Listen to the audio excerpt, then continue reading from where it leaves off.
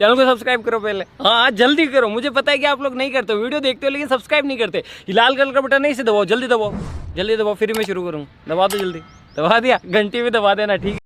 गरीब बहू को मिला अंडर वाटर मेट्रो घूमने वाला ससुराल। अरे वाह पिताजी, आपने अखबार में आज की ताजा खबर पढ़ी? हमारे शहर में भी अंडर वाटर मेट्रो ओपन हो गया है। कितने सालों से ये हमारे शहर में बन रहा है। फाइनली मैं अंडर वाटर में जाकर पानी के अंदर की दुनिया देख पाऊंगी। पिताजी हम यहाँ पर चले। हमेशा से मछलियों को पानी में तैरता देख मेरा भी मन करता है कि पानी के अंदर की दुनिया देखूं। बेटा, ख्वाब वो देख जो पूरे हो सके। इस ख्वाब को पूरा करने के लिए हमारे पास पैसे नहीं है, हमारी औकात नहीं है। जानती है ना, थोड़ी बहुत मछली पकड़कर घर चलता है। चलो सब छोड़ो और मेरे साथ नदी पर चलो, मछलियां पकड़ने और जाल उठा ले। ठीक है पिताजी, पता नहीं मेरे नसीब में कब होगा जब मेरे पास बहुत सारे पैसे होंगे और इस अंडर वाटर में मैं घूम पाऊंगी। बेटा, हम कभी नहीं घूम सकते क्योंकि बहुत महंगी टिकट है। अब चल, यहाँ खाने को नहीं है, ऊपर से सुबह के ठंड जकड़ रही है। तू भी शॉल ले ले। बाप बेटी स्वेटर पहनकर जाल लिए नदी पर पहुंचते हैं और मछली को पकड़ने लगते हैं। रामदीन मछलियां जल में इकट्ठा करके कुछ देर धूप में बैठ जाता है और इशिता बेताबी से पानी के अंदर की दुनिया देखने के लिए नदी में उतरकर नीचे चली जाती है, जहां सांस न लेने से उसका दम घुटने लगता है। पानी में कुछ भी क्लियर नहीं दिखाई देता। इतने में उसकी आवाज आती है और रामदीन घबरा जाता है। बचाओ बचाओ बचाओ। इशिता मेरी बच्ची, बेटा इतनी जिद करने की जरूरत थी क्या है? रामदीन को तैराकी आती थी, इसलिए वो अपनी बेटी को नदी से बाहर निकाल कर ले आता है और डांटता है। इशिता, मैं तुझे कितना समझाऊं, क्यों पानी के नीचे की दुनिया देखने के लिए पीछे पड़ी हुई है? अरे तो इस गरीब बाप की बेटी है, थोड़ा तो ख्याल रख। तेरे अलावा कौन है हमारा? अरे तेरी शादी भी करनी है और तू है कि बस अंडर वाटर मेट्रो की बात दिमाग में लेकर बैठ गई है। अरे आगे से ऐसे कभी हरकतें की ना तो बता रहा हूँ, मुझसे बुरा कोई नहीं होगा। पिताजी मुझे माफ कर दीजिए, पानी के अंदर की दुनिया देखने का भूत सवार हो गया था मुझ पर, लेकिन अब मैं कभी पानी के अंदर की दुनिया को देखने की नहीं सोचूंगी। मेरी वजह से आपको कोई परेशानी हो मैं नहीं चाहती। तो ठीक तो है ना, मैं भी तुझे डांटने लग गया। हाँ तो क्या हुआ पिताजी, डांटते वही हैं जो बहुत ज्यादा प्यार करते हैं, और आप तो मुझे दुनिया में माँ से भी ज्यादा प्यार करते हो। तब दोनों घर पहुंच जाते हैं और इशिता की माँ लाजवंती खाना बनाकर देती है। इशिता को ठंड में भीगा हुआ देखकर लाजवंती परेशान होती है। अरे तुम्हें ज्यादा परेशान होने की जरूरत नहीं है। तुम्हारी बेटी का मछली पकड़ते वक्त नदी में पाँव फिसल गया था। जल्दी से आँच जला देता हूँ। इशिता बेटी, जब तक जल्दी से कपड़े बदल ले, वरना तुझे सर्दी लग जाएगी। जी पिताजी। रामदीन आँच जलाता है। इशिता कपड़े बदलकर हाथ पांव सेकने लगती है और अपने परिवार के साथ बैठकर खाना खाती है। लाजवंती की सर्दी जुकाम से तबीयत खराब थी। पैसों की कमी की वजह से लाजवंती की दवाई नहीं आई थी और रामदीन सुबह ही मछली बेचने निकला था। दूसरी तरफ सुबह सुबह इशिता मंदिर के बाहर से ही प्रार्थना करने लगती है। भगवान जी, बस आज माँ की दवा के पैसे मिल जाए, पिताजी शाम को पैसे लेकर ही लौटे। भगवान जी, जो मुझे चाहिए वो आपके आशीर्वाद से मुझे जल्द ही मिल जाए।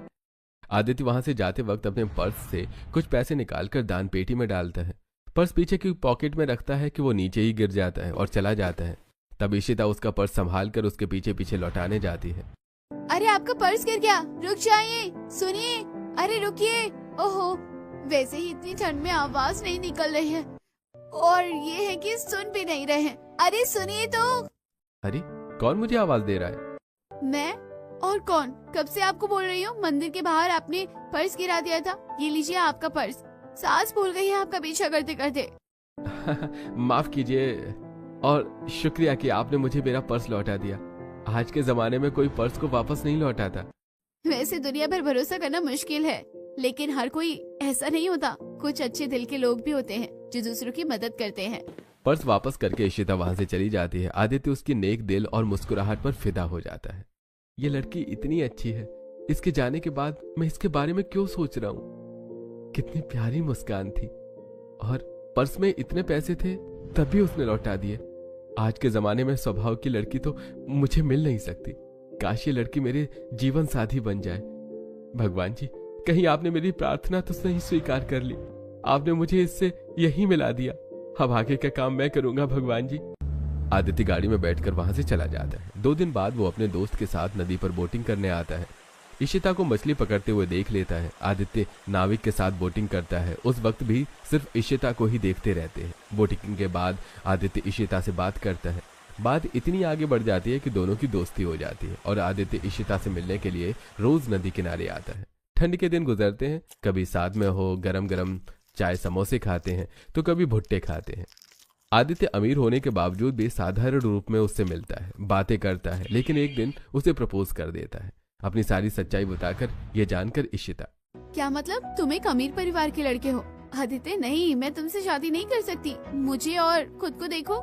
इशिता मैं तुम्हें नहीं भूल सकता, इसलिए छोड़कर भी नहीं जाऊंगा। मेरे घर वाले मान जाएंगे, बस तुम हाँ कर दो प्लीज इशिता, प्लीज। खुद को मुझसे दूर मत करो। ठीक है आदित्य, मैं तुमसे शादी करने के लिए तैयार हूँ। ये सुनते ही आदित्य इशिता को गले से लगा लेता है और इशिता के माता पिता से बात कर लेता है। तब लाजवंती रामदीन भी रिश्ते के लिए मान जाते हैं और आदित्य के घर पर आकर सबको इशिता के बारे में बताता है। पहले शोभा और कमलेश इनकार करते हैं, लेकिन इशिता के अच्छे स्वभाव उसके बारे में जानकर अपने बेटे की खुशी में खुश होकर शादी के लिए हाँ कर देते हैं। लो हो गया बेड़ा गर्क।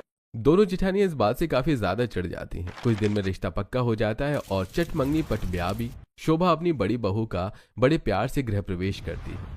आदित्य बेटा, तूने जैसा कहा था इशिता तो बिल्कुल वैसे ही है।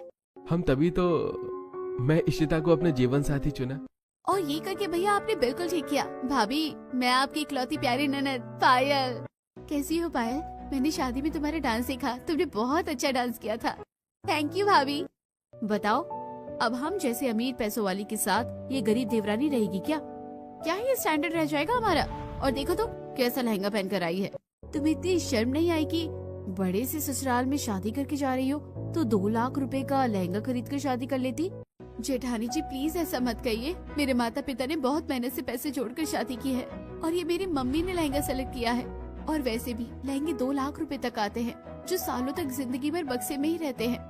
इतने महंगे कपड़ों की क्या ही जरूरत थी। बिल्कुल ठीक कहा बहू तुमने। महंगे लहंगे लोग खरीद तो लेते हैं, लेकिन उन्हें संभाल नहीं पाते और वो रखा भी रह जाता है। सर्दी बहुत हो रही है बहू, तुम्हारे कमरे में डबल ब्लैंकेट रखी हुई है, ठंड लगे तो इस्तेमाल कर लेना। दोनों जेठानियों को फिर से देवरानी से जलन होती है। सब अपने अपने कमरे में जाकर सो जाते हैं। अगले दिन इशिता जल्दी उठकर घर की सफाई करती है और पहली रसोई का खाना तैयार कर लेती है। तभी दोनों जेठानियां, क्या बात है, सुबह 6 बजे जल्दी उठकर लगभग सारा खाना बना चुकी हो। पूरी शाही पनीर, शाही टुकड़ा, मलाई चाप, नान।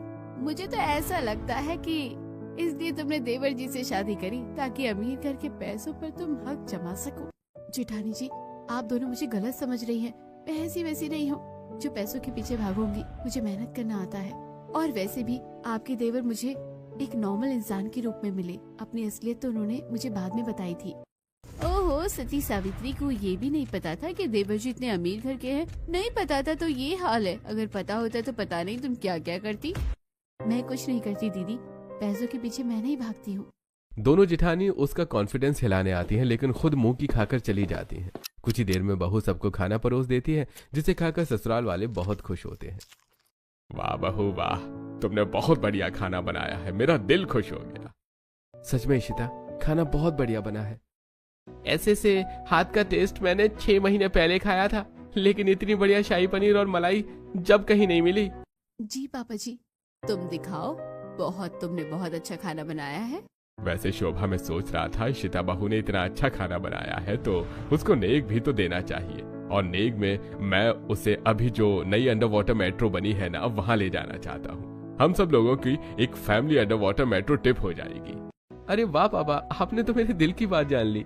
अरे जानूंगा कैसे नहीं, तेरा बाप जो हूँ। और वैसे भी ये न्यू लॉन्च हुई है तो जाना तो चाहिए ना पूरी फैमिली को। क्या मैंने सही सुना पापा जी? आप अंडर वाटर मेट्रो ले जाएंगे सबको? वही जो अभी नया नया बना है, जहाँ पानी की एक अलग दुनिया है, वहाँ हम सब कुछ देख सकते हैं, जान सकते हैं। हाँ बहू, वही अंडर वाटर मेट्रो।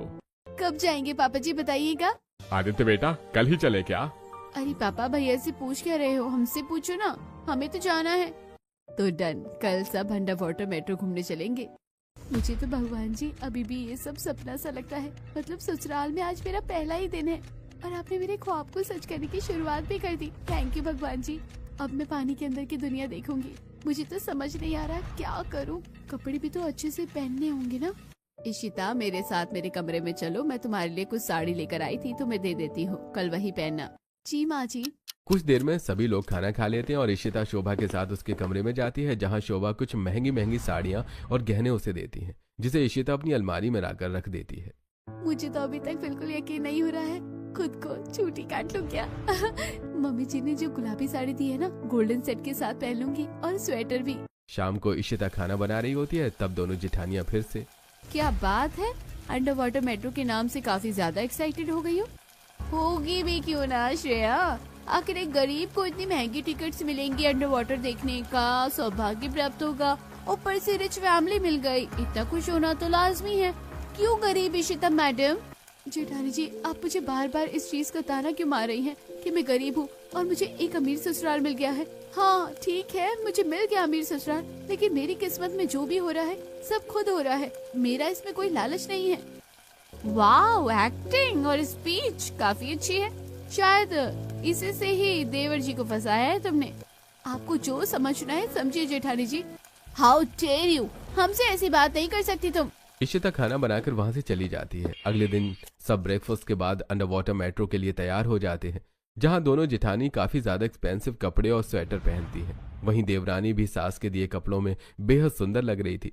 तभी सब बड़ी सी गाड़ी में बैठ जाते हैं और एक खूबसूरत सा ब्रिज पार करके अंडर वाटर मेट्रो की टिकट लेकर अंदर बढ़ते हैं। ये सब देखकर इशिता काफी ज्यादा एक्साइटेड और हैरान थी। फिर जैसे ही मेट्रो समुद्र के नीचे आती है, चारों तरफ कांच की दीवारें, नीली रोशनी, तैरती मछलियां, डॉल्फिन और रंग बिरंगी जलीय पौधे दिखाई देते हैं।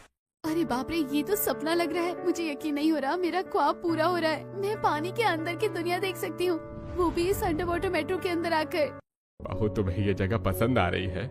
हाँ पापा जी, बहुत सुंदर सुंदर रंग बिरंगी मछलियाँ और प्यारी सी डॉल्फिन, ये सब कुछ एक सपना लग रहा है। अदिति जी देखिए, वो मछली मुझे देखकर मुस्कुरा रही है, और वो डॉल्फिन क्या कर रहे हैं ऐसे घूम घूम कर। वो डॉल्फिन ऐसे नमस्ते कर रही हैं तुम्हें। इशिता एक्साइटेड होकर मेट्रो की कांच पर हाथ रखकर पानी की दुनिया देखकर बच्चों की तरह खुश होती है। अरे संभल कर देवरानी जी, कांच टूट गया तो मछली तुम्हें ले जाएंगी। कैसे बच्चों की तरह खुश हो रही है।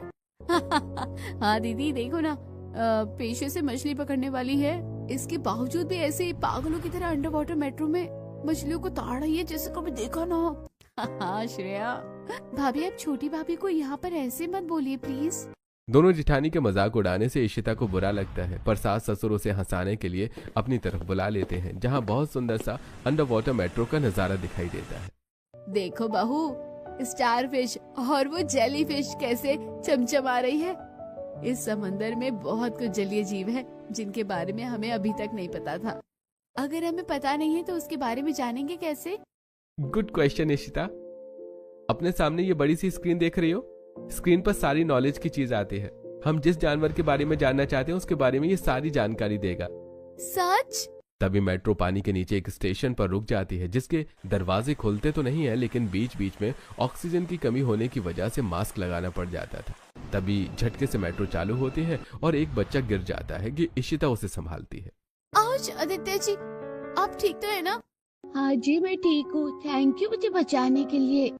मेट्रो हल्का सा झटका देती है, लाइट कुछ सेकंड्स के लिए बंद हो जाती है। इशिता डर जाती है। बहू तुम ठीक तो हो? अच्छा हुआ तुमने उस बच्चे को बचा लिया, वरना उसे कितनी चोट लग जाती। सच में इशिता, तुमने कमाल कर दिया। तुम 2 सेकंड के लिए डर गई थी, लेकिन संभाल लिया। शुक्रिया जेठ जी। देखो तो कैसे से अंडर वाटर मेट्रो में तारीफ मिल रही है, इसे तो सबक सिखाना होगा। हाँ बिल्कुल। जैसे अंडर वाटर मेट्रो एक अंधेरी टनल से गुजरकर थोड़ा और समंदर के नीचे की गहराई में जाती है, तो सब जादू सा होने लगता है। चारों तरफ 360 डिग्री कांच की दीवारें, नीली और हरी लाइट्स की सॉफ्ट रोशनी, बाहर मछलियों के झुंड ऐसे तैर रहे थे जैसे कोई फिल्म चल रही हो। वाओ, इतनी शांति, नीचे समुद्र और अंदर इतनी रौनक। मुझे तो विश्वास नहीं हो रहा कि समुद्र के जलीय जीव इतने प्यारे हो सकते हैं। ये तो कछुआ है। तभी एक बड़ी सी मछली कांच के पास से गुजरती है। अरे माँ जी, ये तो पंख फैलाकर उड़ रही है। अरे भाभी, ये उड़ नहीं रही है, तैर रही है। पायल, तुम किससे सिखा रही हो ये गरीब गवार को? रिया की बात से इशिता शर्मिंदा हो जाती है और आंखों में आंसू के साथ मुस्कुरा जाती है। चल बहू आगे चल, अब हमें उतरना भी है। घर वापसी का टाइम होता है, जिससे वो लोग अंडर वाटर मेट्रो से बाहर की ओर जाते हैं। सबसे बढ़िया से रेस्टोरेंट से अच्छा सा डिनर करके सब घर आते हैं। अरे वाह पापा जी, अंडर वाटर मेट्रो में मजा आ गया, अच्छा एक्सपीरियंस था। दोबारा फिर कभी चलेंगे, अभी हमने पूरा नहीं देखा। हाँ बहू, अभी तो बस 2-4 स्टेशन से ही अंडर वाटर से बाहर आ गए। दोबारा फिर जाएंगे तो आगे की जान देखेंगे। क्या मतलब पापा जी, अभी अंडर वाटर मेट्रो के अंदर और भी नई नई चीजें देखने को मिलेगी? हाँ बहू। अरे कितनी ठंड हो रही है, शोभा हीटर जला लो। माँ जी मैं लेकर आ जाती हूँ। तब ससुर के कमरे से हीटर लाकर हॉल में रखती है और जला देती है। मैं सोच रही थी कि सबको ठंड लग रही है, सबके लिए कॉफी बना दूं। बहू तुम तो बड़ी समझदार हो। बड़ी बहू तुम भी कभी कभी ऐसी छोटी मोटी चीज समझ लिया करो। ठंड का मौसम है, अब कल गाजर का हलवा बनाना। अब वो माँ जी गाजर के हलवा बनाने में बहुत समय लगता है, आप अपनी नई बहू से ही बनवा लो। चिंता मत कीजिए, कल मैं गाजर का हलवा बना दूंगी। वैसे भी आज मीठे में कुछ और बनाया था ना। ठीक है बहू। इशिता सबके लिए गर्मा गर्म कॉफी बनाकर लाती है, जिसे दोनों जिठानी छत पर ले जाती हैं। यहाँ छत पर ठंड तो लग रही है, लेकिन सुकून बहुत है। वरना नीचे बैठकर चाय पीते तो माँ जी बस इशिता की तारीफ कर रही होती। दीदी देखा, माँ जी कैसे बोल रही थी, बड़ी बहू से सीख ले, कल को मुझे भी यही बोलेंगी। वही तो, अब हमारे इतने बुरे दिन आ गए कि हम उस गरीब से सीखेंगे। कॉफी पीकर सब सो जाते हैं। ऐसे ही ठंड के दिन गुजरते हैं। 2 संडे के बाद तीसरे संडे पूरी फैमिली एक बार फिर से अंडर वाटर मेट्रो में जाती है। इशिता तो बहुत ज्यादा एक्साइटेड हो जाती है। जैसे ही मेट्रो पानी के नीचे समंदर की ओर आती है तो फिर से वही पानी के सुंदर सुंदर नजारे देखने को मिलते हैं। बाहर कांच के पार नीली रोशनी, मूंगा चट्टाने, रंग बिरंगी मछलियां, शार्क, डॉल्फिन, जेलीफिश, स्टारफिश, ये सब देखकर इशिता देखती रह जाती है। एक डिजिटल प्रोजेक्शन में जलपरी की कहानी दिखाई जाती है। ओए अम्मा, ये कितना सुंदर है। समुद्र भी सिखाता है शांत रहो पर गहराई रखो। दूसरी बार अंडर वाटर मेट्रो में आ रही हैं, लेकिन हरकतें देखो वही। इशिता यहाँ मेरे पास आकर बैठो, यहाँ से बहुत सुंदर नजारा दिखेगा तुम्हें, अब और कुछ नया भी। इशिता अब अपने पति के पास आकर बैठ जाती है। वहाँ सीट के पास छोटा सा टच स्क्रीन पैनल लगा होता है। आदित्य जी, ये शीशा टीवी क्यों लगता है? इसी से रास्ता, गहराई और बाहर कौन सी मछलियाँ सब दिखता है। इशिता के स्क्रीन छूते ही आवाज आती है। Depth 35 meter below sea level of fish species, clownfish, sea turtle. इतनी पढ़ाई तो मैंने किताबों में भी नहीं देखी थी, जितनी जानकारी इस टीवी जैसी स्क्रीन पर है। ओ भैया, मुझे तो भूख लग रही है यहाँ पर। और पायल मुझे भी, लेकिन इस मेट्रो के अंदर हमें खाना थोड़ी ना मिल सकता है, जब बाहर जाएंगे तभी खाएंगे। नहीं ऐसा नहीं है, यहाँ पर खाना भी मिलता है, मैं ऑर्डर कर देता हूँ।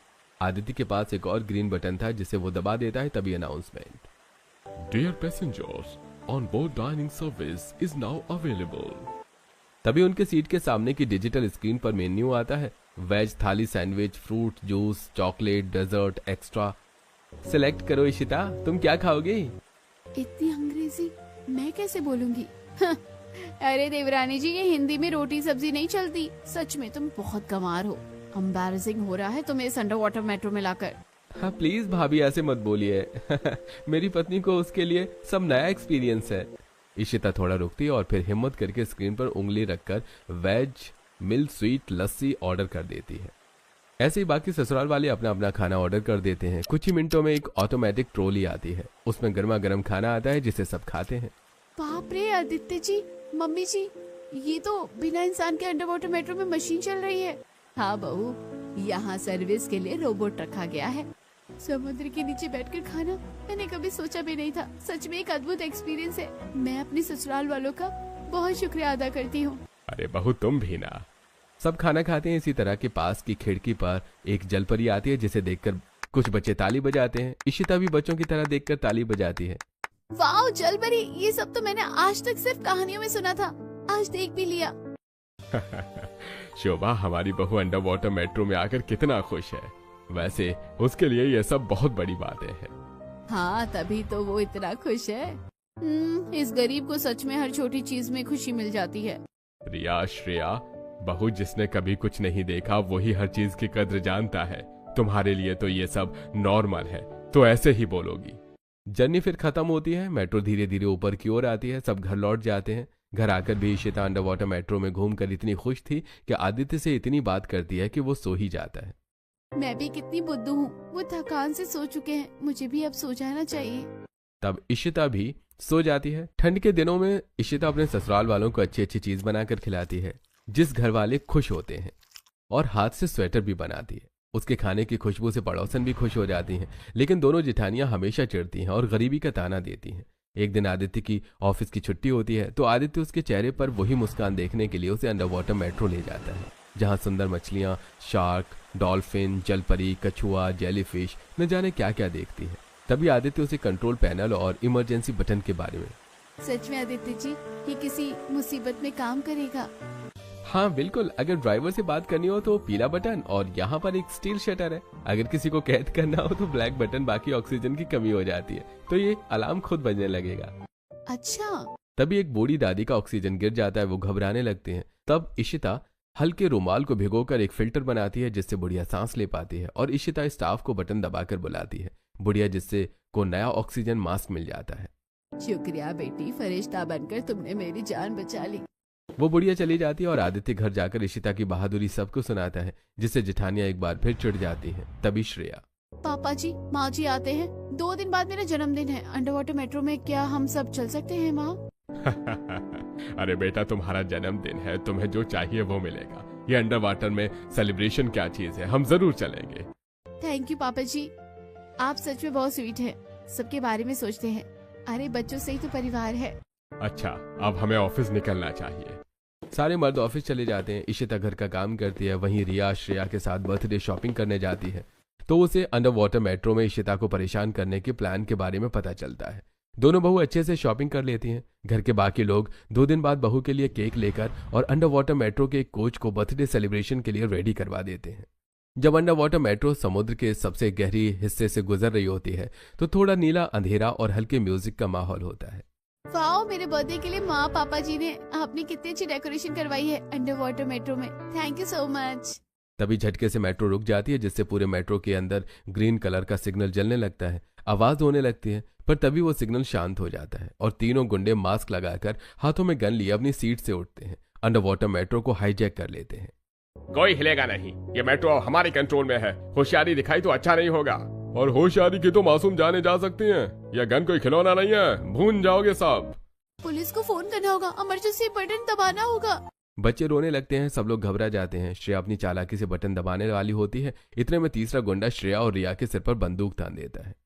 बोला था ना होशियारी नहीं दिखानी। रिया, श्रेया बहू, देखो तुम जो भी हो, छोड़ दो मेरी दोनों बहू को। हम लोगों ने तुम्हारा क्या बिगाड़ा है? क्यों मेट्रो को हाईजैक किया है तुमने? बताएंगे बताएंगे, इस पर भी आएंगे। बच्चे रोने लगते हैं, लोग घबरा जाते हैं। छोड़ दो, मैं छोड़ दो, लगता है आज के दिन टपक जाऊंगी। इशिता, हमें बचा लो प्लीज। हे भगवान, क्या करो, इन गुंडों के पास बंदूक है। आइडिया। इशिता डर जाती है और आसपास छत पर इमरजेंसी ऑक्सीजन पाइप, दीवार पर सिर्फ प्रेशर अलर्ट पैनल और आदित्य ने जो इमरजेंसी बटन्स के बारे में बताया था वो याद आता है।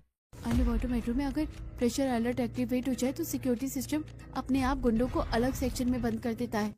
माँ जी, मैं जो कर रही हूँ भरोसा रखना, आप में से कोई भी पैनिक मत होना। भाई साहब, बहुत प्यास लग रही है, पानी तो पीने दीजिए। आप पता नहीं कब हाईजैक करके छोड़ेंगे। ठीक है, पी लो, लेकिन कोई चालाकी नहीं। इशिता पानी पीने के बहाने अपने गले को हल्की पानी से पूरा भिगो देती है। गुंडे का ध्यान इशिता की तरफ जाता है, इतने में वो ऑक्सीजन पाइप का सेंसर ढक देती है, जिससे सिस्टम को लगता है कि लीकेज हो गया और तेज अलार्म बजते ही मेट्रो का ऑटो सिस्टम एक्टिव हो जाता है। इमरजेंसी प्रोटोकॉल ऑन, संदिग्ध सेक्शन सील किया जा रहा है।